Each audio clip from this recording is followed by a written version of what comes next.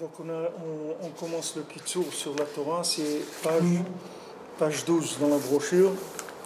Elle est téléchargeable sur le site et ceux qui veulent la recevoir physiquement, c'est-à-dire ils ont qu'à envoyer un mail et on leur envoie Bezat Hashem. David, il y a quelqu'un. Alors Kitsour, l'écoutez moral, Bikrov Alay Mereim Lamedvav. Donc la Torah Lamedvav, Aleph Kol Nefesh Misrael. קודם שיש לה התגלות בתורה ועבודה, אזי מנסים מצרפים את הנפש בגלות של 70 אומות, היינו בתאוותיהם. Donc il faut savoir que toute âme juive, avant qu'elle ait une révélation quelconque dans la Torah et dans la avoda, c'est-à-dire dans la prière, dans le service d'Hachem, alors on va l'éprouver et on va la faire, on va être metzaref, c'est-à-dire on va la faire passer par la galoute des 70 nations, c'est-à-dire dans leur ta'avot. C'est-à-dire, qu'est-ce qui s'appelle galoute? La galoute, ça veut dire les ta'avot. Les ta'avot, c'est pourquoi c'est la galoute? Parce que, pourquoi maintenant ça s'appelle la galoute, les ta'avot? Parce que les ta'avot, c'est la galoute de la vie.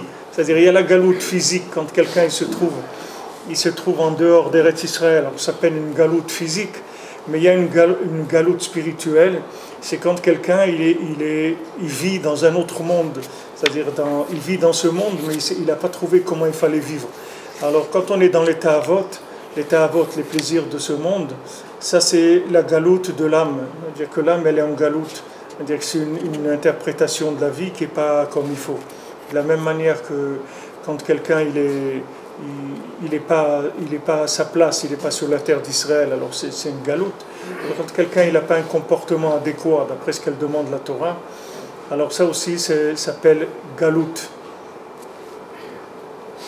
Donc avant d'arriver à avoir une révélation quelconque dans la Torah, il faut passer par ça. C'est-à-dire que ici on parle de révélation, c'est pas une révélation que quelqu'un il va voir Eliyahu Hanavi. Révélation, ça veut dire qu'il va comprendre que c'est ça la vérité et que c'est ça le mode de vie qu'il faut prendre. Avant d'avoir ça, il va passer par des épreuves des 70 nations avec toutes leurs ta'avot.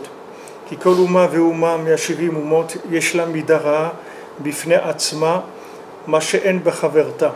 Parce que chaque nation des 70 nations, elle a une mauvaise mida, c'est-à-dire un mauvais comportement qui lui est propre à elle. C'est-à-dire c'est sa façon à elle de voir les choses. Et ça, il n'y a pas dans la deuxième. C'est-à-dire il va y avoir un pays qui va être par exemple porté vers l'argent, un autre pays vers le crime, un autre pays vers la paresse, et chacun il a sa spécialité là-dedans.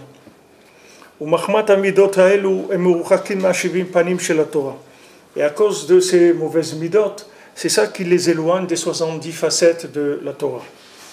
Va klipa kadma la pri, et l'écorce elle est toujours avant le fruit.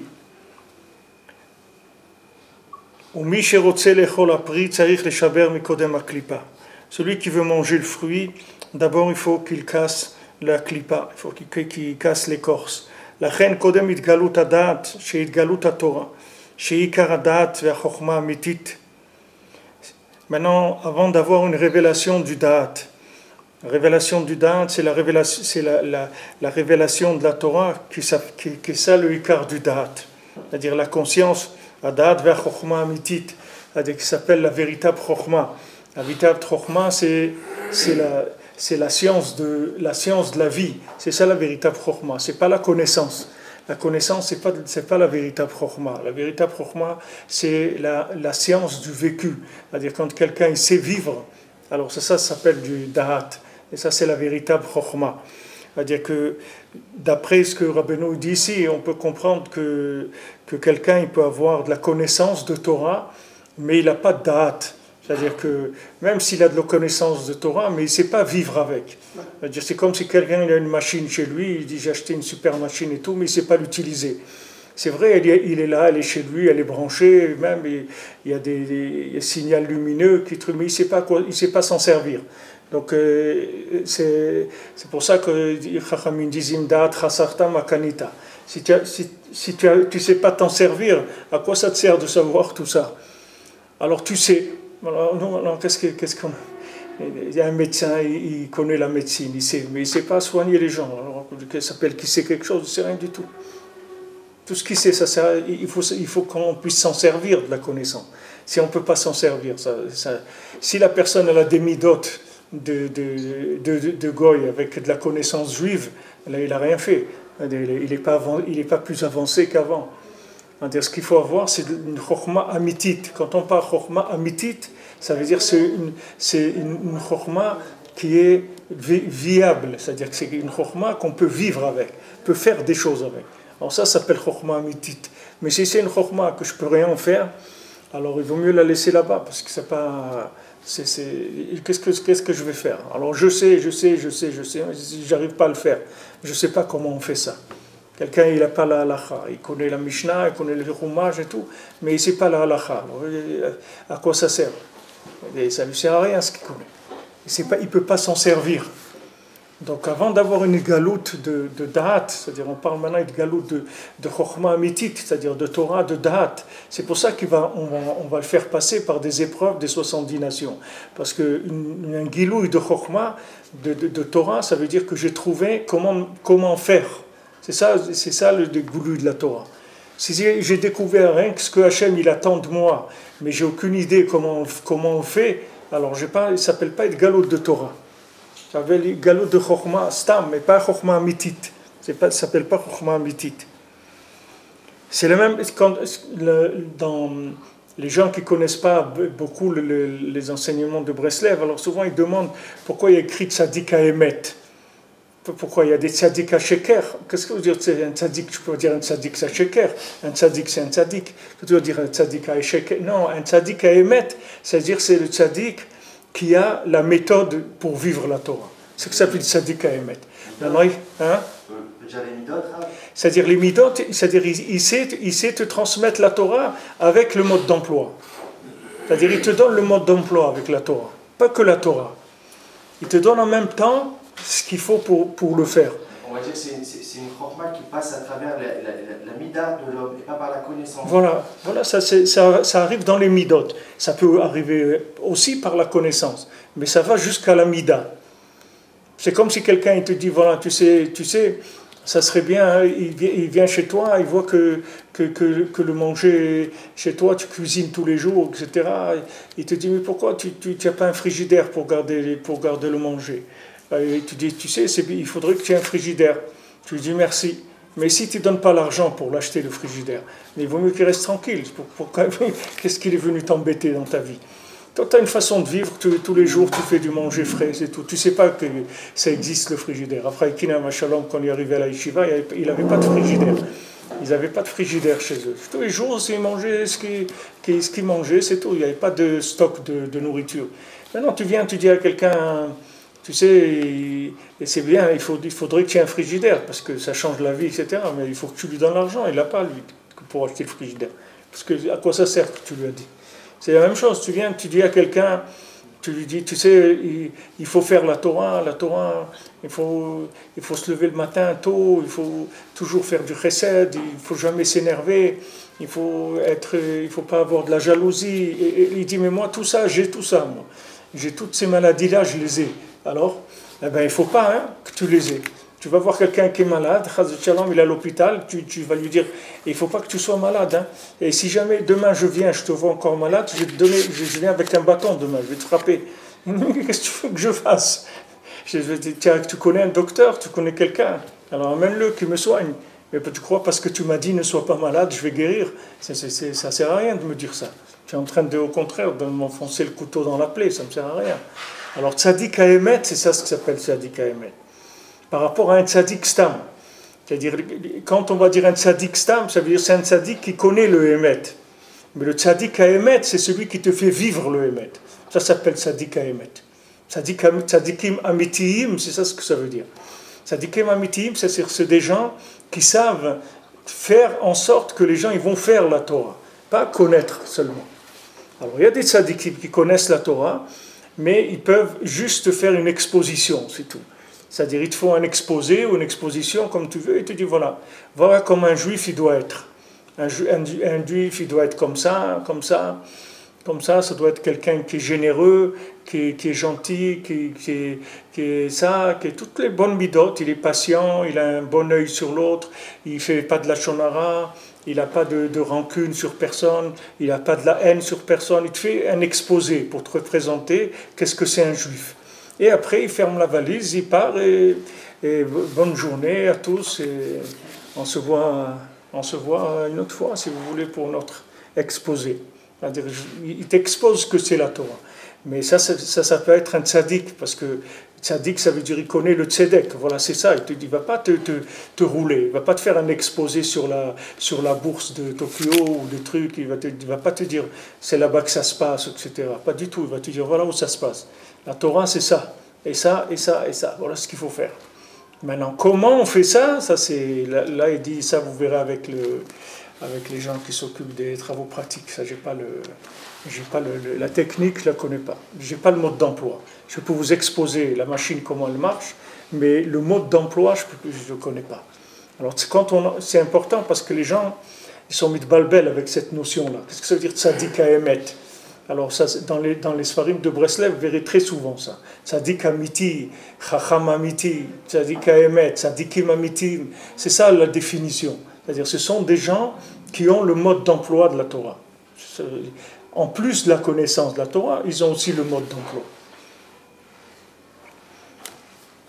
C'est la même chose de ce qu'on voit ici, hein. C'est-à-dire que le Inyan, pourquoi la personne n'est pas dans la galoute des 70 nations, c'est pour la même chose, c'est pour avoir le mode d'emploi, c'est tout. Parce que savoir ce qu'il faut faire, il peut savoir, ça l'engage en rien, tu comprends? De savoir qu'il ne faut pas se mettre en colère, ça t'engage en rien, ok, tu sais. Hachem, il a dit, il ne faut pas se mettre en colère, ok, je suis d'accord. Je ne suis pas contre. Moi aussi, je pense que c'est très agréable, quelqu'un qui ne se met jamais en colère, c'est très très bien. Mais il ne peut pas s'engager, il ne sait pas comment s'engager. Alors c'est ça l'Aïd-Galout de la Torah. L'Aïd-Galout de la Torah, c'est quand tu as trouvé comment on devient juif. Et si Rabbeinu lui-même, avec la grandeur qu'il avait, il demandait des fois à Rabbi Nathan, il disait comment on fait pour devenir un juif. Si Rabbeinu demandait ça, comment on fait pour devenir un juif, alors nous, qu'est-ce qu'on a à demander? C'est-à-dire combien nous on doit demander à Hachem qui nous donne le srout de devenir un juif kasher. Il y avait un rave en Ukraine qui s'appelait, je crois, Rav Maïzes. Rav Maïzes, c'était un gadol, il a écrit des svarim, c'était des svarim de Moussar avec beaucoup de hamkout et tout, beaucoup de profondeur. Et il a entendu parler des Breslevers. Alors un soir, quand il était encore en Ukraine, il a dit « Je vais aller la nuit, je vais les entendre, qu'est-ce qu'ils font dans cette Hitbo des doutes, qu'est-ce qu'ils prient, etc. » Alors il est sorti une nuit, il a été dans la forêt là-bas où il priait, il s'est mis à côté il a écouté qu'est-ce qu'il priait. Alors ce Breslever, c'était un commerçant. Alors il a entendu comment il demandait à Hachem qu'il tombe pas, qu'il fasse Massa au matin de Be'emouna, qu'il ne regarde pas des choses pas bien dans son travail, qu'il ne mente pas, qu'il éduque ses enfants dans la Torah. Il a entendu qu'est-ce qu'il demandait. Il est revenu, ce rave-là, il était complètement retourné. Il a dit quoi? Un simple marchand comme ça, c'est comme ça qu'il prie, c'est ça qu'il demande, des choses comme ça. Il était retourné, après il a été Mitkarev à Breslev. Quand il est monté en Eretz Israël, il prie ici à la Choule Breslev. Toute sa vie, il a prié ici. Parce qu'il a vu un Ben Adam, qu'est-ce qu'il avait? Il avait de la vraie Torah. Qu'est-ce que c'est la vraie Torah? C'est la conscience de la chose. Maintenant, ça ne veut pas dire que tu es arrivé, dès que tu as la conscience, tu vas arriver, mais ça y est, tu es en route pour y arriver. C'est-à-dire, tu sais très bien qu'il faut faire Massa au matin de Be'emouna. Tu n'es pas enlevé la chose parce que tu n'arrives pas à le faire. Tu sais très bien que Massa au matin de Be'emouna, il y a des épreuves.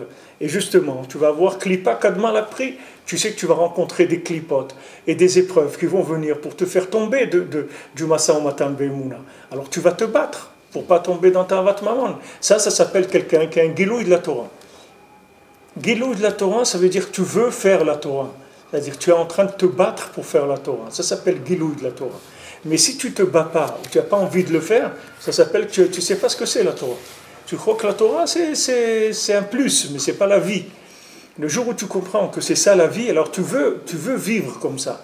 Et tu cherches une méthode. Alors ça s'appelle Gilou de la Torah. Tu as eu Gilou de la Torah. Après, tu vas trouver la méthode, parce que là, tu vas trouver des tzadikim amitim, comme il a dit, on va voir, comme il a dit Rabbeinu, il va te donner des neshamot, radashot, des âmes nouvelles qui vont te donner la force de vivre la Torah. Rabbeinu dit avec les rotsonot, les kisufim, quand tu veux, quand tu désires, tu languis, alors tu fabriques des âmes avec ça.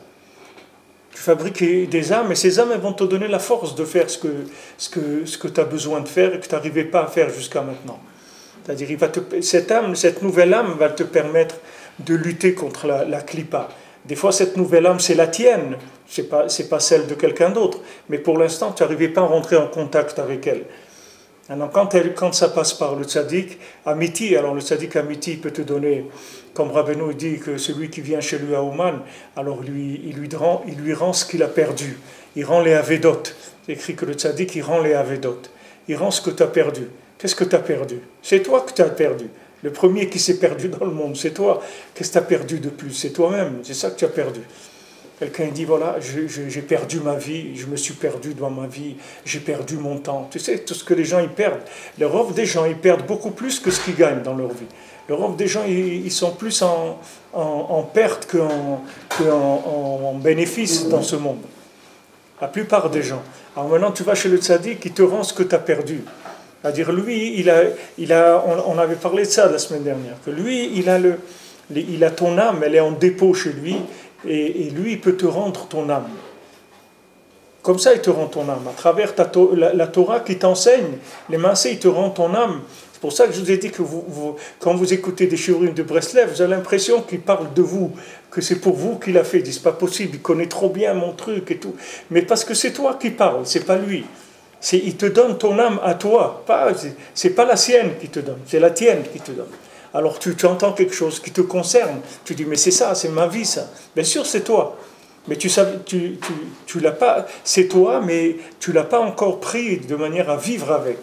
Et en te rendant ton âme, alors il te donne la force de vivre, d'appliquer la Torah. Maintenant si ça suffit pas, il te rajoutera des suppléments d'âme, comme les Shama Yetera. Comme le Shabbat, il te donne les Shama Yetera, le tzaddik lui-même, il s'appelle Shabbat, il peut te donner les Shama Yetera. Le tzaddik, si tu as besoin, à un moment dans ta vie, d'avoir une partie de la Neshama de Rabbi Akiva, il va te la donner, il n'y a pas de problème. Parce que tu as besoin de faire quelque chose, il te le donnera à ce moment-là. Et tu la garderas tout le temps que tu as besoin pour faire ce que tu as à faire. Le tzaddik, il n'est pas limité dans la possibilité de fournir de l'âme. Mais pour ça, comme on avait vu, il faut que tu sois proche et attaché à son enseignement. Il a dit Karov elav et mekouchar le Torato. C'est les mots qu'il a employés Rabbeinu dans la Torah. C'est-à-dire qu'il faut que tu sois proche de lui et attaché à ses enseignements. À ce moment-là, il peut premièrement te rendre ton âme et tu peux être tu peux être un chidouche olami et tu le sais pas. Tu le sais pas parce que tu n'as jamais mis la prise, tu n'as jamais fait démarrer la machine. Donc tu sais même pas qui tu es. Le tzaddik, d'abord, il va te faire savoir qui tu es. Comme c'est écrit pour Rabbi Chaim Vital, c'est écrit que Rabbi Chaim Vital, à l'âge de 16 ans, il a eu un nisayon, une épreuve, comme on parle ici des épreuves, et que s'il n'avait pas surmonté cette épreuve, ça serait devenu le plus grand rachat de la génération. Il a surmonté l'épreuve, il est devenu le Talmid du Harizal, et grâce à lui, on a eu tout l'enseignement du Hari Akadosh, et tout s'est passé par lui. Parce qu'il a eu un nisayon très très fort, qui était en proportion de la révélation de la Torah qu'il devait avoir, et il a surmonté ce nisayon-là, et il est arrivé. Mais comment il a surmonté ce nisayon-là? Vous croyez qu'il a surmonté ce nisayon tout seul? Il n'est pas tout seul, c'est-à-dire son Rav, le Harizal, il l'a aidé, avant que lui... Il y a quelqu'un encore qui m'a dit cette semaine. C'était pas encore son élève, il venait le voir, il n'est pas venu, et après il est venu pour le voir, mais pour voir s'il connaissait de la Torah. Ouais. Pour se dire, c'est qui ce Rav là qui veut m'apprendre. Et c'était ça son essai que tu l'as passé. Il a été se mettre dans un endroit, il a jeûné, 3 jours d'affilée, tout ça, il a pleuré beaucoup. C'est comme ça qu'il a réussi à... Mais tu vois que le tzaddik, il vient il vient chez la personne avant, même Rabbi Nathan, c'est écrit comme ça. Et vous connaissez le Maaseh de Rabbi Nathan qu'une fois, pour les chassidim, ils se réunissaient, ils achetaient des bégalés, ils achetaient des petits beignets, là, des trucs, voilà, des bégalés. Alors, une fois, c'est venu le tour de Rabbi Nathan, alors il a dit à toi, tu vas aller acheter les bégalés. Alors lui, il a été acheter ces gâteaux-là, et en revenant, il est rentré dans une choule, et il a commencé à pleurer, et il a fait des télim à pleurer, il a dit, c'est pour ça je suis venu dans le monde, je suis en train d'aller acheter des beignets maintenant, des trucs, c'est quoi? Et il pleurait, il était amer, parce que il voulait avancer, il n'arrivait pas, il était bloqué. Donc il s'est endormi, et il a rêvé qu'il montait sur une échelle, et il montait un petit peu, il tombait. Alors il remontait, il tombait. Et là-bas, il y avait un avrech, il y avait quelqu'un jeune qui lui disait, allez, encore, essaye encore. Et ce avrech-là, c'était Rabbeinu. Après, quand il l'a vu, il ne savait même pas qu'il existait, Rabbeinu. Et après, quand il a connu Rabbeinu, dès qu'il est rentré, Rabbeinu a dit, on se connaît déjà, on s'est déjà vu. Pourquoi? Parce qu'il est venu dans le Chalom, c'est-à-dire déjà la Neshama du Tzaddik, elle l'a sorti déjà. Avant que physiquement la personne, elle vienne, avant que quelqu'un vienne, pourquoi les gens ils disent, quand tu lui dis tu viens au Man, tu dis si je suis invité, je viendrai Bezrat Hashem, si je suis invité. Pourquoi il dit ça? Parce que pour que tu viennes, il faut que lui, d'abord, il te donne la force de venir. C'est-à-dire qu'il te donne la spiritualité qu'il faut pour que tu aies la force de pouvoir venir. Sinon, tu ne peux pas venir. Il y a un dibour comme ça dans Sefer Hamidot où Rabbeinu dit que Rabbeinu dit En li idgaot, il n'y a pas à avoir de l'orgueil d'aucune chose qu'on fait dans Avodat Hashem. Parce que toute la Avodat Hashem de toute la génération, c'est grâce au Tzaddik Ador que tout le monde, tout ce que chacun fait, c'est grâce au Tzaddik Haemet de la génération. C'est lui qui donne la force de tout. Si tu vois quelqu'un faire une bracha, mettre une kippa, Rav Gershon Alav Shalom disait à la yeshiva, il s'habillait lui avec un habit chassid le Shabbat. Alors lui, c'était pas du tout un chassid, il venait d'Alsace, il était rabbin à Strasbourg. C'était pas un chassid. Mais il a dit, pourquoi il met un habit chassid le Shabbat? Il a dit, s'il n'y avait pas eu le Baal Shem Tov, il n'y aurait plus un juif avec une kippa dans le monde. Ça n'existerait plus. Et qu'est-ce que ça veut dire? Ça veut dire quand il est venu le Baal Shem Tov, Pachout, il a remis de l'énergie dans tout l'âme Israël. C'est pour ça qu'il s'appelle Israël, Baal Shem Tov. Parce qu'il est venu à un moment où l'âme Israël il était dans une situation catastrophique. Il a renouvelé l'énergie du âme Israël, chez chacun. C'est pour ça que Rabbeinu dit, il n'y a pas à s'enorgueillir. Même si quelqu'un il arrive à des avodot dans Avodat Hashem extraordinaire, il doit savoir que tout ça vient du Tzaddik Haemet.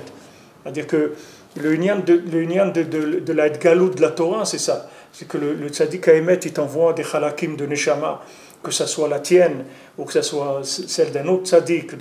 Mais lui, il n'a aucun problème de distribuer de l'énergie spirituelle. C'est-à-dire sous forme de Neshamot qui viennent et qui grandissent, qui font grandir la force de la personne. Et au moment, Mistama, au moment du Nisayon, comme tu as dit tout à l'heure, Shlomo, au moment du Nisayon, Mistama, c'est ça le Nisayon.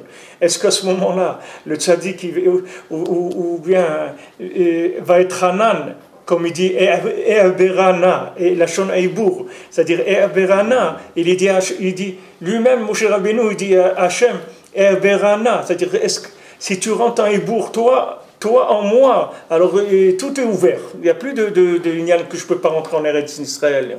C'est-à-dire, les massés, l'épreuve, au moment de l'épreuve, est-ce que maintenant tu vas recevoir l'énergie pour surmonter l'épreuve ou tu ne vas pas la recevoir? C'est ça le massé, le Nisayon. Comme on voit Yosef Hatzadik, c'est écrit que quand il est le Nisayon, il a vu le visage de Yaakov, il a vu le visage de son père. Et Rabbeinu, il amène ça comme une ségoula aussi. C'est quelqu'un, quand il a une épreuve, il sait bien qu'il pense au visage de son père, ça va lui donner la force de lutter dans l'épreuve, contre le Yitzhara. Pourquoi? Parce que le maasé, quand tu regardes le visage de ton père, tu tires le koach de sa neshama. C'est-à-dire, qu'est-ce que c'est le visage? C'est le panim, ça veut dire c'est la neshama du père, comme Rabbeinu dit, Chochmat Adam Ta'ir Panav, que c'est Chochmat Adam Ta'ir Panav, c'est-à-dire son visage, c'est sa neshama, c'est sa chochma, c'est ça que tu tires. Alors quand tu représentes le visage de ton père, le massé, tu demandes, tu tires de l'énergie de là-bas pour surmonter l'épreuve. Et c'est là, au moment de l'épreuve, si on tombe, ça veut dire qu'on n'a pas reçu le crédit pour pouvoir avancer. Pour l'instant, on est à quoi? On est bloqué. Mais on n'est pas bloqué par la force qu'on a nous. Les gens ils croient qu'il est bloqué, cette fois-ci il n'a pas réussi, la prochaine fois il va essayer de réussir. Mais si la prochaine fois il n'a pas un crédit, on ne lui a pas donné une autorisation de crédit pour recevoir une énergie spirituelle supplémentaire, il va rester pareil. Parce que de là où il est, il ne peut pas s'en sortir. Il n'y a personne qui peut s'en sortir tout seul. Parce que s'il pouvait s'en sortir, ça ne serait même pas une épreuve pour lui. Rabbeinu il dit, je ne comprends pas l'épreuve de Yosef Hatzadik. Les gens ils croient que Yosef Hatzadik, il a eu une épreuve d'aller avec une femme. Il dit, c'est pas shayar comme épreuve. C'est pas ça son épreuve. Il dit, ça arrive les Shaber, Nikodem, la Klipa. Ça veut dire que le travail, il vient de nous, quoi. Non, ça ne veut pas dire qu'il vient de nous. Shaber, Nikodem et la Klipa, c'est qui doit être Meshaber? Si toi tu vas être Meshaber, mais avec quoi? Il va te donner un gant de boxe pour que tu puisses lui donner un coup. Il va te donner une arme pour que tu puisses te battre. Il va te donner un surplus de neshama. Il va te donner un surplus d'énergie. C'est avec ça que tu vas être Meshaber. Sinon, pourquoi tu vas être Meshaber? Avec le ratson de vouloir être Meshaber. Avec le ratson de vouloir être Meshaber, il va te donner un supplément d'âme et tu vas pouvoir. Mais si tu es comme tu es, là, tu sais que c'est comme le gars, il a passé le bac une fois, d'accord? Bon, il a échoué. L'année d'après, il revient pareil. Non, il va faire des cours, il va prendre ses parents ils vont lui prendre quelqu'un qui va lui faire avancer, puisque dans la norme de l'année, il n'est pas arrivé. Il a même le rattrapage avant de... Voilà, on va essayer le rattrapage et les trucs. Si ça ne marche pas, alors on va lui mettre un professeur particulier il te dit préparation au bac, avancée, résultats garantis, etc. Il va te prendre le gars, il va lui faire du forcing, tu vois. Il va lui augmenter, et après il va passer le bac, il va réussir. Mais il ne va pas réussir avec comme il est lui. Comme il est lui, ça y est, il a passé déjà, il a échoué. Le fait que tu as l'épreuve même, ça veut dire que tu as échoué déjà. Parce qu'un tzaddik, il n'a même pas cette épreuve-là. C'est rien du tout. Rabbeinu, ça n'existait pas. Il faut passer par là. Oui, il faut passer par là. Ouais. Dans des épreuves. Et on est obligé de passer par là. Rabbeinu aussi, il est passé par des épreuves. Mais ce n'est pas comme nous, c'est pas l'épreuve comme nous on la vit. C'est une épreuve à un autre niveau. Mais à un autre niveau simple, c'est qu'au moment où j'ai l'épreuve, j'ai besoin d'aide, c'est tout. Comme tu sais, comme c'est écrit pour qui criait au feu. Comment il sait écrire? Qui c'est qui criait au feu? Il y avait il a eu un Isayon de Yetziara, il a commencé à crier au feu. Les gens ils sont venus. Et il a été sauvé du Nisayon. Il a dit, je préfère qu'il se moque de moi maintenant, plutôt qu'il se moque de moi. Mais tu vois, il a crié au feu. Pourquoi? Parce qu'il ne s'en sortait pas. Il a vu qu'il s'en sort. Pourtant, c'est un Tana, ce n'était pas un Balchouva, c'est un Tana. Alors, il faut savoir que quand j'ai une épreuve, il faut que je demande de l'aide. C'est ça la réaction. Parce que je veux m'en sortir. D'ailleurs, si tu passes l'examen, ça veut dire que tu veux t'en sortir, sinon on ne te donne pas un examen. On ne donne pas d'examen à quelqu'un qui ne veut pas s'en sortir. Quelqu'un qui a passé un examen, c'est qu'il s'est inscrit. Il est candidat, oui, au poste. Quand tu reçois l'épreuve, c'est parce que tu es intéressé. Mais ce qu'il faut que tu saches, c'est qu'on ne te demande pas de passer l'examen avec ta force habituelle. Sache que quand tu vas passer l'examen, on va te donner, si tu as le srout de passer l'examen, c'est qu'on va te donner une possibilité de lutter au-delà de tes forces habituelles. Et c'est ça qui te fait gagner l'examen.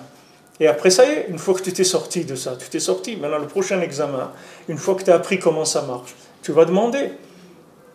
Et maintenant pendant ta Hitbodedut, tes tfilotes tous les jours, tu vas dire, voilà, regarde Hachem, j'ai eu la dernière fois un examen, une épreuve, je suis tombé, ça y est, je ne veux plus tomber, aide-moi. va être Hanan, tu comprends? Je t'en prie, comme il dit là-bas, il demande rien que Matanat Chinam, c'est tout. Qu'est-ce que c'est Matanat Chinam? Qu'est-ce que c'est un cadeau gratuit? C'est ça le Matanat Chinam, c'est un cadeau gratuit. Tu demandes une aide gratuite, c'est tout. Parce que sauf, si tu demandes ça, c'est pour faire ta volonté, c'est pas pour moi. Pourquoi je te demande? Dans l'histoire de Rabbi Moshe Chaim Luzzatto, après qu'il a jeûné et tout ça, parce que le Hari Kadosh, il lui a dit de partir. Le Rabbi Chaim Vital, tu veux dire? Rabbi Chaim Vital, ouais. Tu peux pas... Alors après, quand il est revenu, il a supplié de le reprendre. Il a dit non. Après, il est revenu. Et il a dit, bon, viens au Beth Midrash. Il est venu. À raison étudier. Ils ont commencé avec les autres élèves à étudier. Maintenant, le premier jour, il étudie. Et le lendemain, il ne se rappelait plus. Le deuxième jour, il étudie. Et le lendemain, il ne se rappelait plus rien. Et le troisième jour et le quatrième jour, il ne se rappelait plus de rien. Et là, il a dit, l'épreuve, elle est encore plus lourde qu'il pensait. Alors, il a été voir le tzaddik, il lui a dit, qu'est-ce que je fais? Je me rappelle de rien. Je me rappelle de rien. Tout ce qu'il étudiait, il se rappelait de rien. Et après, au Hachem, il s'est inclus dans le tzaddik. Au Hachem, ici il y avait un Rav Dov, il s'appelait Rav Dov Alav Shalom, il était à la choule ici, c'est un Américain, c'est un talmid du Onek Shabbat, du Rav qui a écrit Onek Shabbat, Rav Ephraim. C'est un talmid à lui, c'est lui qui a imprimé le Onek Shabbat, et il avait imprimé aussi un Chumash Bereshit avec le Likutei Halachot et tout, c'est lui le premier qui avait fait, mais il a fait que Bereshit, après il est niftar. Alors lui, ça lui est arrivé dans sa vie à un moment où il est devenu sourd complètement, il a perdu l'ouïe complètement, Mamash il n'entendait plus rien. Alors il a été à Oman, et Bepashtout, il a prié sur le Tzion de Rabbeinu, il lui a dit, regarde, moi je veux entendre, j'ai besoin pour étudier la Torah, pour prier, j'ai besoin d'entendre, c'est Chashuv Meod, etc. Et à la Makom, il a guéri à la Makom, sur le Tzion même, il a guéri. C'est pas des choses qui sont difficiles pour le tzaddik de faire ça, mais il faut connaître déjà la méthode, il faut savoir comment ça marche. Parce que tu sais pas que c'est comme ça que ça marche. D'abord, tu vas être mityaesh, parce que tu vas croire que c'est sur tes forces à toi qu'on compte. Tu comprends? On compte pas, voilà, tu t'es présenté au bac, tu as échoué une fois, ok? Donc tu dis, tu crois que si je me représente comme ça l'année prochaine, qu'est-ce qui va se passer? Je vais échouer une autre fois, c'est tout. Donc il faut qu'on trouve une autre méthode. Alors on va te donner quelqu'un qui va te préparer, qui va te faire avancer, c'est tout. C'est la même chose. Quelqu'un, il a un nisayon, les maaseh dans Avodat Hashem. Ce nisayon-là, il est fait rien pour qu'il cherche de l'aide, qu'il demande de l'aide au tzadikim. C'est pour ça qu'il a eu ce nisayon-là. Et qu'il est tombé. Parce que s'il avait eu l'aide des tzadikim, jamais il serait tombé. Jamais il serait tombé. Rabbeinu, il a dit comment? Avec ma Torah et tout, vous faites des avérotes encore. Comment vous faire des avérotes? Avec la Torah, pourquoi? Parce qu'il te dit, moi je vais te donner la force de lutter contre les Tziara. Rapproche-toi de moi, c'est tout. Tu vois que tu fais des avérotes. Ça veut dire que tu es trop loin, rapproche-toi. Je vais te donner la force, tu ne vas plus faire des avérotes. Il sait très bien que tu ne peux pas. Il le dit Rabbeinu, même sur une avéra, tu ne peux pas faire tchouva. Donc Rabbeinu, il sait très bien dans quel état on est. Mais seulement, il y a une méthode, c'est dommage. C'est-à-dire, celui qui ne connaît pas cette méthode, alors vraiment, c'est dur. Il y a de quoi se désespérer aussi, parce que à chaque fois, il tombe. Et il se dit, mais maintenant que je suis tombé déjà, je ne sais pas combien de fois, d'où je vais tirer la force? Déjà, je suis tombé. Comment maintenant je vais pouvoir résister? Il faut un miracle pour que je résiste. C'est vrai, il faut un miracle. Mais ce miracle, c'est un miracle qui existe même dans des lois naturelles, spirituelles, qui sont la transmission de parties de Neshamot. Et des fois, quelqu'un il souffre de ça, parce que Béhémet, il sent qu'il a beaucoup de force, mais il n'arrive pas à tirer cette énergie. Des fois, il a une inspiration extraordinaire, mais il n'arrive pas. Et si je voulais vous dire tout à l'heure, ça revient maintenant, il y a quelqu'un qui a... Je crois qu'il était là dans un cours des dames cette semaine. Et une femme, elle a dit, après le cours, elle a dit, mais ça, ce tzaddik-là, Rabbi Nachman, je le connais depuis l'âge de 5 ans. Il est avec moi, il m'a parlé depuis mais maintenant, juste maintenant, qu'elle a 30 ou je ne sais pas quelle âge, maintenant elle a trouvé. Mais elle a vu qu'elle le connaissait. Les Maaseh, c'est quelqu'un qui l'accompagnait. Le tzaddik qui nous a accompagnés depuis notre naissance, il est avec nous. Seulement, le moment de la révélation, il ne peut pas se révéler à toi tant que tu n'as pas le bagage minimum pour tenir. Tu comprends? Qu'est-ce qui va se révéler à toi si tu n'as pas la force de te maintenir là où il va? Alors il attend que tu fasses des récipients, tu cherches. Et une fois que tu as assez cherché pour pouvoir tenir, tout de suite il te donne. Et les massés, quand tu vois des gens qui sont trop loin, c'est que pour l'instant, ils ne peuvent pas tenir. C'est comme les 80% qui sont restés en Égypte. On a dû, à un moment, on devait arrêter, d'accord? Hachem, il dit, vous ne pouvez plus rester. Parce que si vous restez, vous allez disparaître. 50e port de la Touma.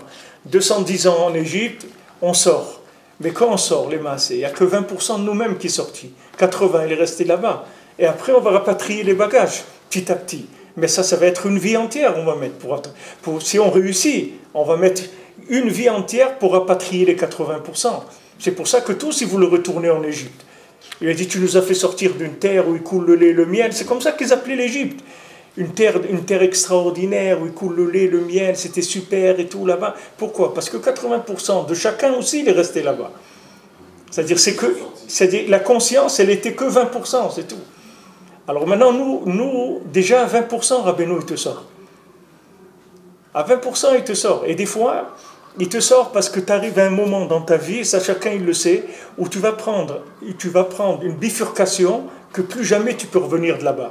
Donc des fois, il t'envoie l'énergie alors qu'il sait très bien qu'après, tu vas te rouler par terre pendant des années avant de pouvoir faire tchouva, c'est-à-dire avant de tenir la route dans le judaïsme. Ça va être très difficile pour toi.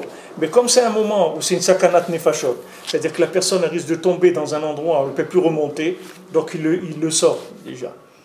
Il le sort. Et la plupart des gens, quand tu vois dans le monde que les gens ils n'ont pas encore découvert ça, c'est uniquement parce qu'ils n'ont pas les récipients, c'est tout. S'ils avaient les récipients, le tzaddik qui lui donne, il n'y a aucun problème.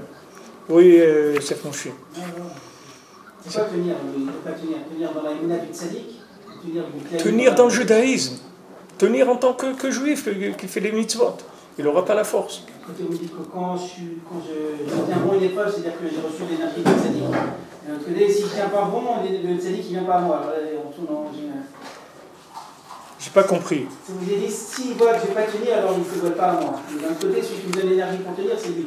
Ouais. Alors, et comment on sort du cercle? Non, lui te donne l'énergie pour te sauver quand tu as un isayon. Lui, il rentre en ligne de compte quand tu passes un examen. C'est là où il rentre en ligne de compte. L'examen, ça veut dire qu'on va te faire passer à un niveau supérieur.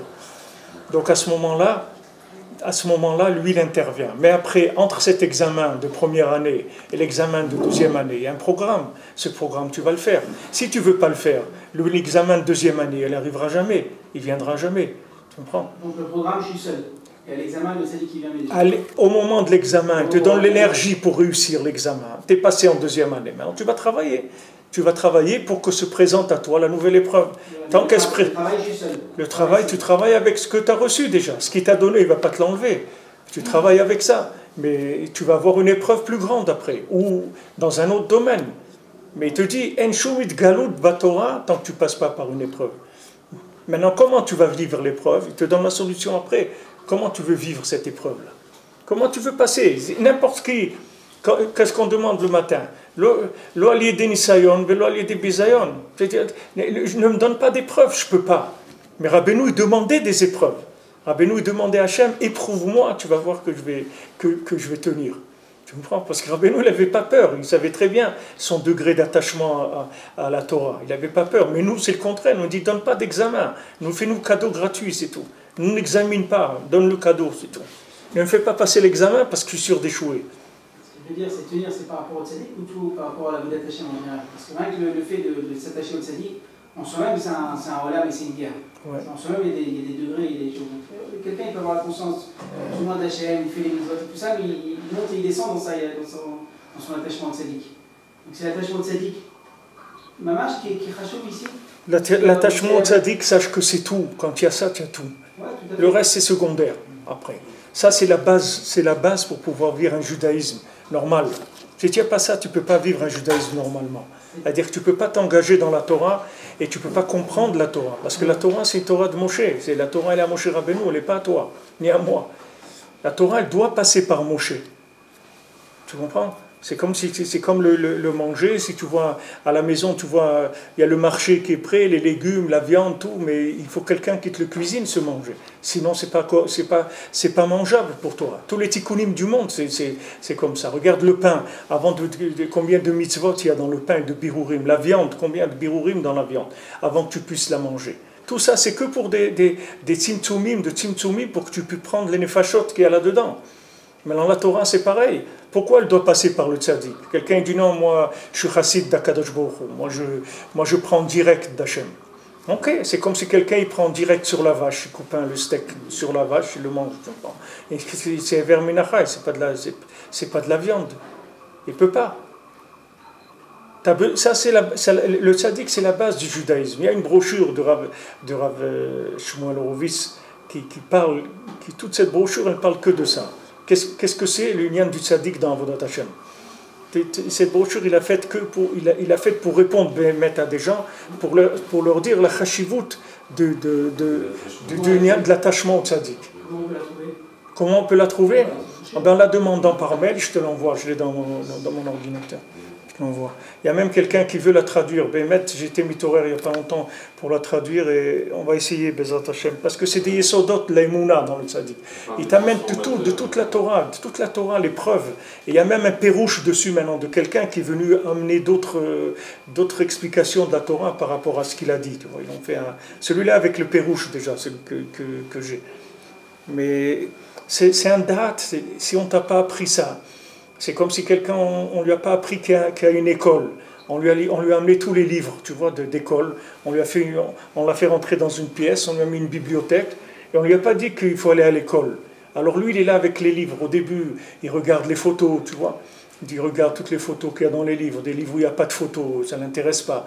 Quand il y a trop des trucs mathématiques et tout, il laisse de côté. Il prend là où il peut prendre. Qu'est-ce que tu veux qu'il fasse? Il est tout seul. Mais c'est la même chose. Quelqu'un qui a la Torah, il n'a pas le tzaddik, c'est exactement pareil. C'est quand quelqu'un, il a tous les livres d'école, mais il n'a pas d'école, il n'a pas de maître d'école, jamais il va apprendre. Quand on parle ici de tzaddik, c'est pour que tu aies le kiyum de la Torah. Il va t'apprendre à vivre la Torah. Et pour t'apprendre à la vivre, il faut qu'il te donne le moyen de l'appliquer au moment où tu t'enseignes. Tu comprends? Lui, ça ne te dérange pas que quelqu'un d'autre il t'enseigne. Mais lui, ce qu'il veut te donner, c'est comment on arrive là-bas. C'est comme quelqu'un qui te donne l'adresse, c'est bien. Mais si tu n'as pas le GPS, tu ne vas pas arriver. Tu ne sais pas où... Maintenant, il t'a donné l'adresse très en détail et tout, le numéro de la rue, de l'appartement, tout ce que tu veux. Mais tu n'as pas de GPS, tu ne sais même pas par où commencer. On ne sait même pas où on est, on peut commencer. Hein? On ne sait même pas où on est sur la carte. Oui, c'est rien. Alors maintenant, quelqu'un... Comme ça se complique quand on rentre dans le lien de Siat Mitzrayim, c'est-à-dire qu'on nous fait sortir avant le Zman, et que le rov de notre personne, des fois, elle est restée là-bas. Le rov de nous-mêmes, le grand rov, des fois, il est resté là-bas. Mais il ne faut pas avoir de la peine de ça. Au contraire, il faut avoir de la simra. Parce que tu vois qu'Hachem, il t'a sauvé à un moment où tu allais rentrer dans une astara que tu ne peux plus sortir de là-bas. Comme ceux qui sont restés en Égypte, ça y est, c'était terminé pour eux. Ils ne pouvaient plus. Alors que si on avait attendu 400 ans, normalement tout le monde serait sorti. Tout le monde s'est sorti si les gens ils se seraient maintenus à un niveau minimum. Mais comme maintenant ils allaient tomber dans la 50e porte de la Touma, donc ils ne pouvaient plus se maintenir dans le judaïsme, même les quelques repères qu'ils avaient, ils allaient les perdre. Donc Hachem il a dit on sort, même dans l'état où ils vont sortir, et les Maassis ne sont pas rentrés en Israël, mais leurs enfants ils sont rentrés, c'est parti, la chose elle est lancée déjà. Mais pour nous, chacun c'est la même chose. On a le même problème. Il ne faut pas s'en vouloir quand on voit qu'on n'est pas au niveau qu'il faut. C'est le contraire. Il faut avoir de la simra, qu'on n'est pas au niveau, Hachem nous a sortis quand même. Ça veut dire rachmanout. Alors là, ça t'ouvre la bouche que tu puisses demander. Tu dis, regarde Hachem, tu m'as sorti, je sais que c'est toi qui m'as sorti, que moi jamais j'aurais pu sortir. Donc maintenant que tu m'as sorti un peu, tu vois, comme le chanson qu'on chante, Imevetanu adlekan, taviotanu leuman. C'est déjà, tu m'as amené jusqu'ici, amène-moi jusqu'à Ouman. Ça veut dire, si tu m'as amené jusque-là, que Baruch Hashem, j'ai une kippa sur la tête, je mets des tefilines, j'ai tout. Alors, allez, ouvre-moi plus. Je ne vais pas rester comme ça, avec des midotes comme ça toute ma vie, quand même. Je ne vais pas mourir un idiot. Fais-moi avancer, tu vois. Ça t'ouvre. C'est ce qu'il a dit, mon cher Rabbeinu. On a vu, mon cher Rabbeinu. Qu'est-ce qui lui a donné la force de prier? Parce qu'il a commencé à faire la guerre, il a gagné la guerre avec Og, et comment il s'appelle l'autre, le deuxième? Sichon, voilà, Sichon et Og. Ces deux terres-là, elles font partie du territoire d'Eretz Israël. Donc c'est lui qui a fait la guerre avec l'homme Israël. Donc il s'est dit, regarde, maintenant, toi tu m'as dit je ne vais pas rentrer en Eretz Israël, mais voilà maintenant, ces deux rois-là, c'est moi qui ai fait la guerre et j'étais avec l'homme Israël pour conquérir cette terre. Donc cette terre-là, c'est déjà Eretz Israël. Alors vas-y, ouvre-moi, que je passe le Jourdain, que je rentre sur la terre mamash, que je rentre de l'autre côté. Hachem lui a dit non, Adkan, tu ne vas pas plus loin. Les Maasés devaient encore continuer, mais ça y est. Mais nous, c'est pareil. Nous, c'est vrai bon, Hachem nous a sortis et tout, mais on est encore de l'autre côté du Jourdain. On n'a pas passé le Jourdain. Passer le Jourdain, ça veut dire que la Torah, elle devient un Torah mamash. Toi et la Torah, c'est une seule chose.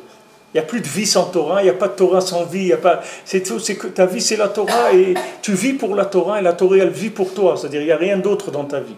Il n'y a rien qui t'intéresse, il n'y a rien qui te plaît, il n'y a rien qui t'attire. C'est-à-dire tu as réparé tout le système, tu l'as réparé. C'est ça quand tu passes le Jourdain. Tu rentres mamash sur la terre d'Eretz Israël mamash, de l'autre côté du Jourdain. Ça n'a rien à voir avec cette terre-là d'avant. C'est beaucoup plus pnimi. C'est pour ça qu'il dit...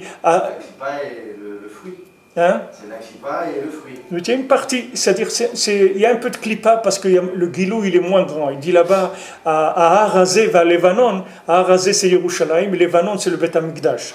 Alors il dit quand tu passes le Jourdain, tu prends la conscience du Beth Amikdash. C'est un autre inyan les gamré, tu comprends? Là-bas il y a la hara du Beth Amikdash. C'est pas comme les pays qui sont cette part d'Eretz Israël qui est avant le Jourdain.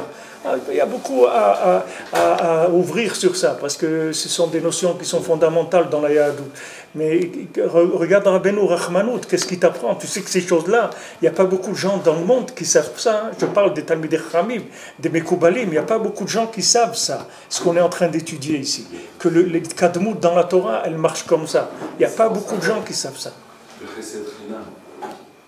C'est pour ça qu'il y a marqué, alors peut-être, plus la personne il est grand dans la Torah, plus son Yetzirah il est grand. Ouais.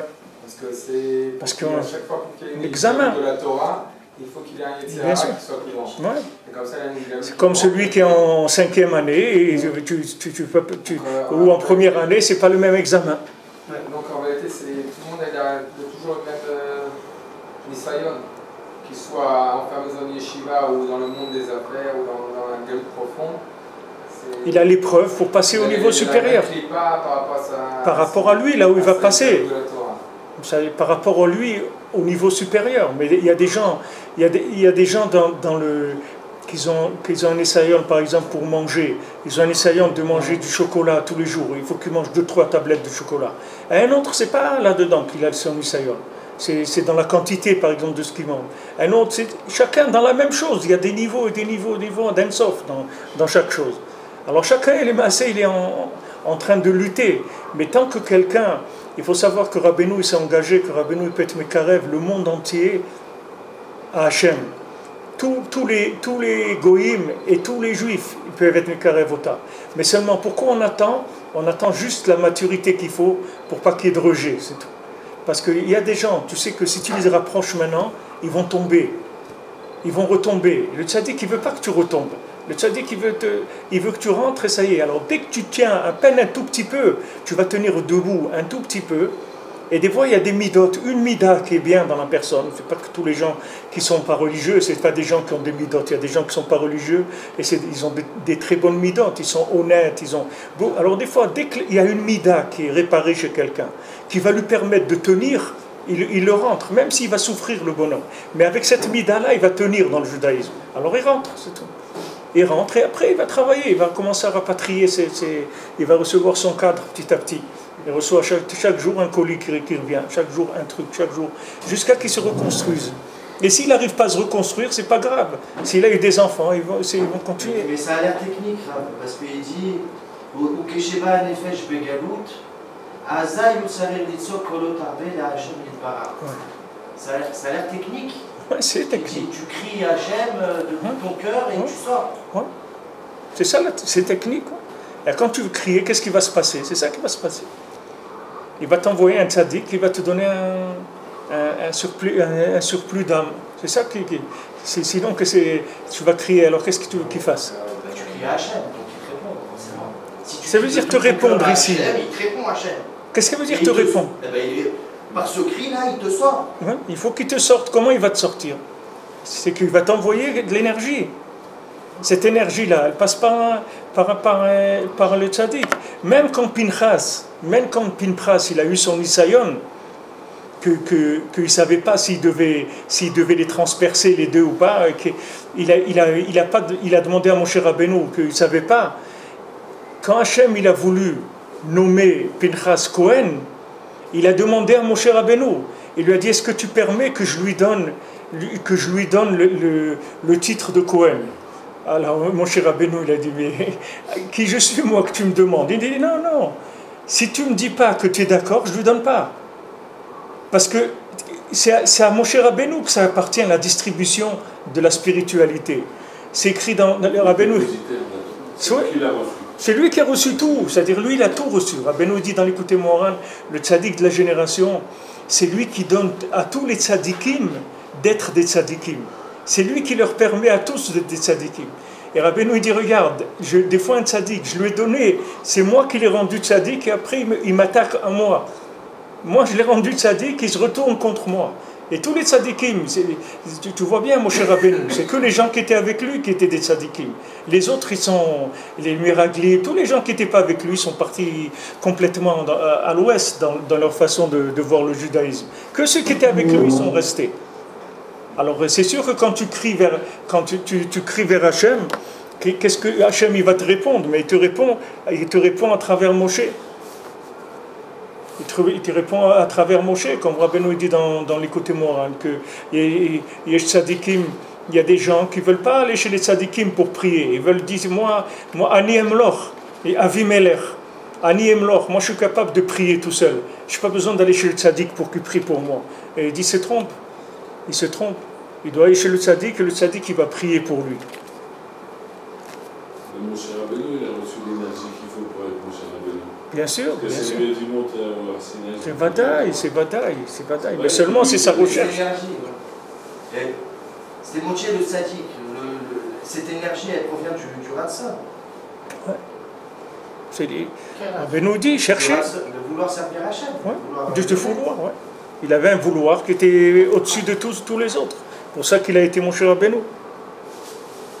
לכן קודם התגלות הדעת שהיא התגלות התורה שעיקר הדעת או חוכמה אמיתית מוכרחת הנפש לבוא בגלות דהיינו במידותיהן תאוותיהן של 70 אומות כדי לשברם ולבוא אחר כך להתגלות התורה והעבודה. Donc c'est obligé que de passer par ces épreuves là pour arriver après à une révélation de la Torah et de la Avoda. Tu vois aussi Rabbeinu il dit si Torah ve Avoda, c'est-à-dire que tu travailles déjà, c'est-à-dire que la Torah que tu reçois, c'est pour travailler, c'est pas une Torah de connaissance. Torah ve Avoda, c'est-à-dire que tu reçois la théorie et les TP aussi, tu reçois aussi les travaux pratiques, les deux brochures, tu reçois le mode d'emploi avec l'enseignement.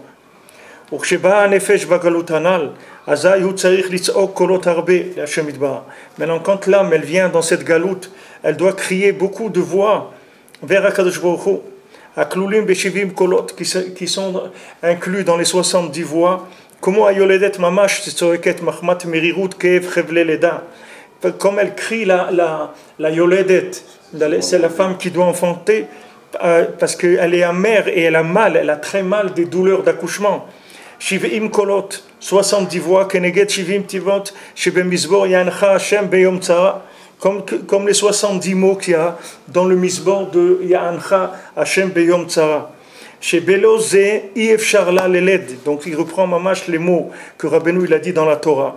Rabbeinu il a pas dit Mahmat Merirut Kev Chevle Leda. Tout ça Rabbeinu il l'a pas dit. Ça maintenant Rabbi Nathan il rajoute ces mots-là. Il n'a pas dit avant. Rabbeinu il dit là-bas qu'elle crie les 70 voix, mais il dit pas les mots précisément.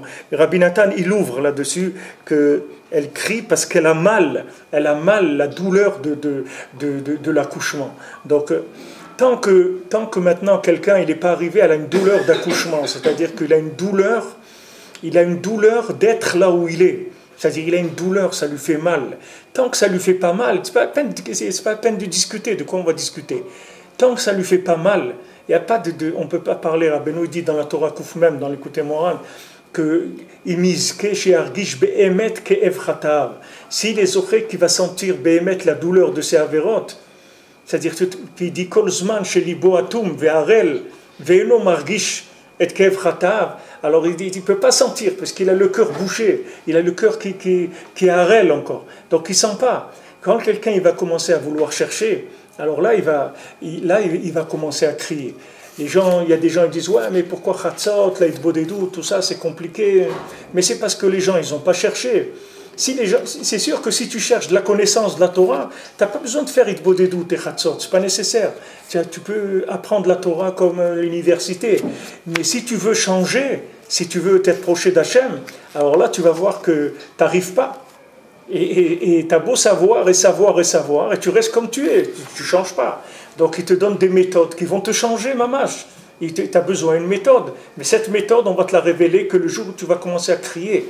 Parce que dès que tu commences à crier, ça veut dire que le bébé, il est là. Le bébé, il est fini déjà. C'est-à-dire que tu as tellement cherché que tout ce qui était chez toi embryonnaire, ça s'est développé. La vérité, elle est là, elle est prête à sortir. Et maintenant, pour la faire sortir, il va falloir que tu cries.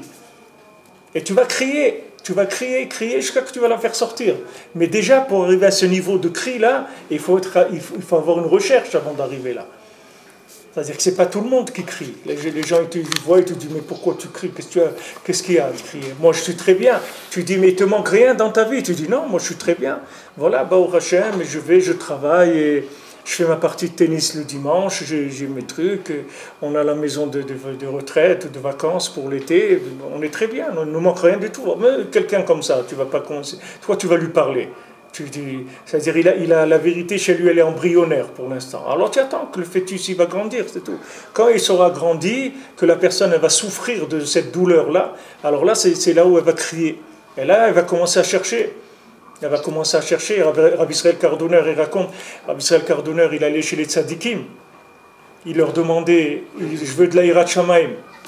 De faire peut-être un petit cri à son niveau, en fait. Celui-là, là. Ouais. Ça passe par les cris, quoi qu'il en soit. Oui, même un petit cri, c'est un cri. Mais il y a des gens, ils ne crient pas du tout. Il y a des gens, ils sont très bien.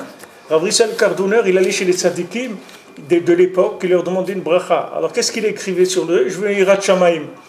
Et il le jetait, les gens. Et il dit « Qu'est-ce que tu veux, de l'argent ?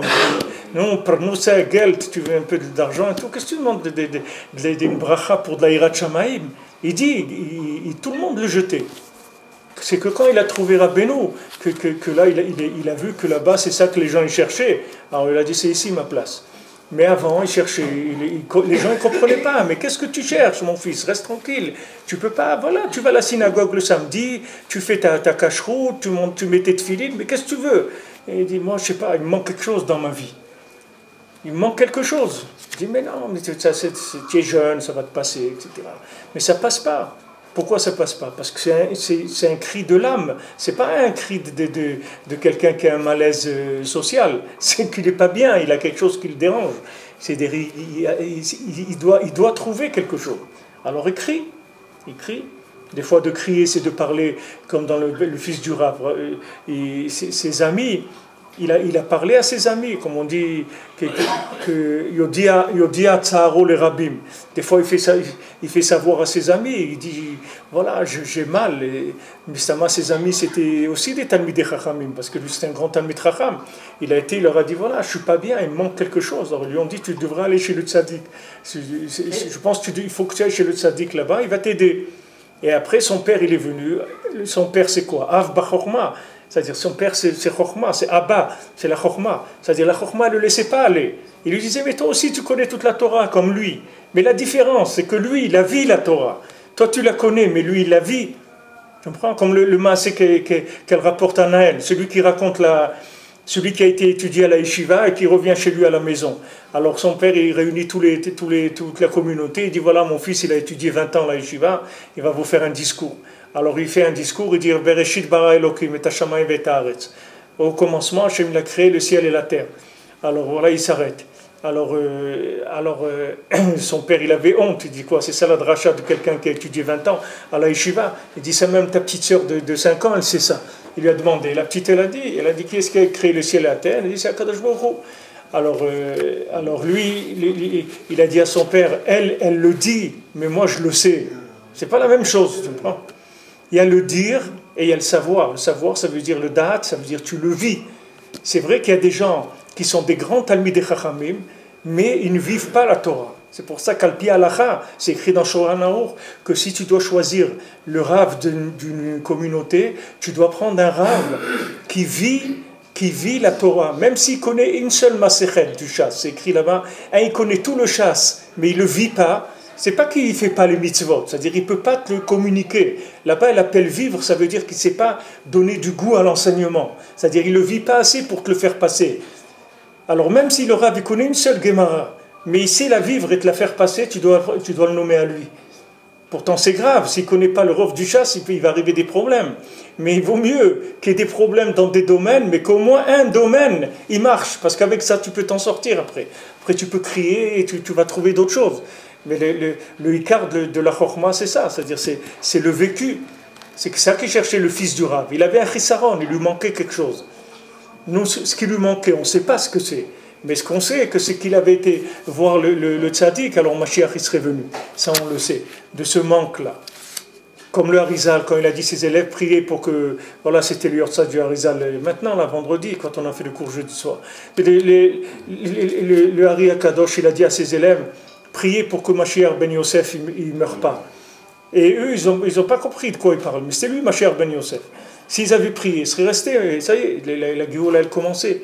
Tout ça, c'est pareil. C'est-à-dire, est-ce qu'il y a un chisaron amiti quand on dit Bekol yom mechakelo, j'attends Mashiach, j'attends Mashiach.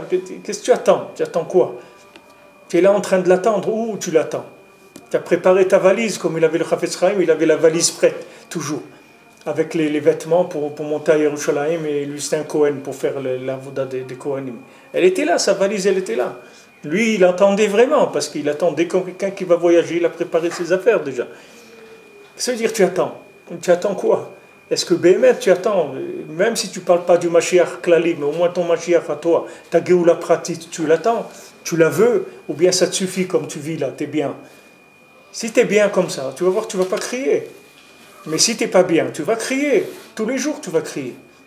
Et après, tu es Bessimcha, comme Rabbeinu dit toute la journée, tu es Bessimcha. Du moment où tu as fait ce qu'il fallait. Après le jour, tu es consolé, c'est-à-dire dans ton tsar. Mais si quelqu'un ne crie pas, ça veut dire qu'il ne s'est pas inscrit à l'examen, c'est tout. Il ne s'est pas écrit à l'examen, il ne manque rien du tout, il est bien dans sa peau.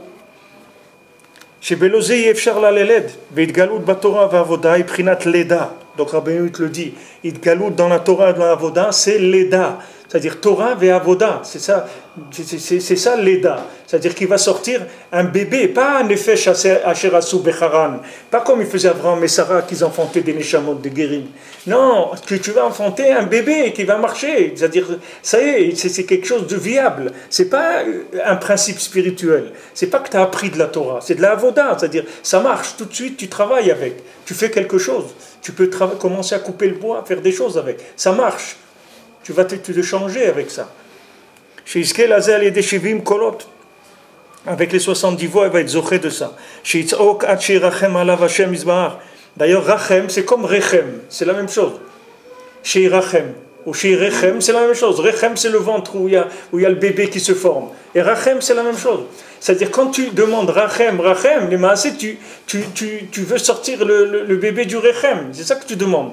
Yancha Hashem beyom tzara, qu'Hashem il te répond le jour où tu es betsar. Ça veut dire que tu demandes à Kadosh Baruch Hu, les maasé, fais accoucher le maneshama. Veiskel itgaber ou shaber kol ha'ta'avot. Et avec ça, il sera zoché de se renforcer et de casser toutes les ta'avot. Ezrat Hashem.